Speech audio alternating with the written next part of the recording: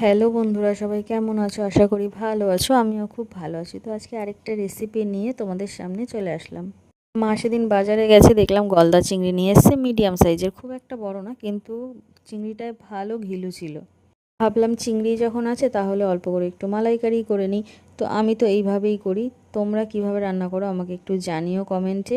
তো চিংড়ি মাছটা খুব বেশি কড়া করে না, একটু হালকা ভাজতে হয়। ওটা তো ভেজে তুলে রেখেছি। এবারে ফোড়নে দিলাম গোটা তেজপাতা আর গোটা গরম মশলা। তারপরে আগে থেকে একটা পেস্ট তৈরি করে রেখেছিলাম, পেঁয়াজ আর কাজু। এই পেস্টটা এবার ফোড়নের মধ্যে দিয়ে দেবো, দিয়ে একটু নাড়াচাড়া করে তার মধ্যে একটুখানি 1 চামচ মতো রসুন বাটা দেবো। দিয়ে দেখো এদিকে দইটা রেডি করছি আমি।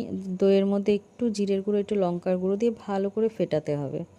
এটা ফেটানো হয়ে গেছে, এবার আমি নারকেলের দুধটা বার করে নেবো। নারকেলটা কুড়িয়ে উষ্ণ গরম জল দিয়ে আধা ঘন্টার উপরে ভিজিয়ে রেখেছিলাম, তাহলে কি বলো তো, দুধটা ভালো বেরোবে। নারকেলের দুধ দিয়ে করলে টেস্টটা একটু বেশি হয়। তো দেখো এদিকে যে পেস্টটা দিয়েছিলাম আমি, পেঁয়াজ আর কাজুর যে পেস্টটা, ওটা ভালো করে কষানো হয়ে গেছে। এবার আমি দইটা দিয়ে দেবো, বাটিটা ধুয়ে একটু জল দিয়ে দেবো, দিয়ে ভালো করে নাড়াচাড়া করে কষাবো। একটু তেল বেরিয়ে যাবে যখন, তখন আমি নারকেলের দুধটা দিয়ে দেবো। এটা দিয়ে দিলাম আর বাটিটা ধুয়ে একটু জলও দিয়ে দিলাম, দিয়ে চিংড়ি মাছগুলো দিয়ে দেবো আর দুটো কাঁচা লঙ্কা চিড়ে দেবো, স্মেলটা খুব ভালো আসে।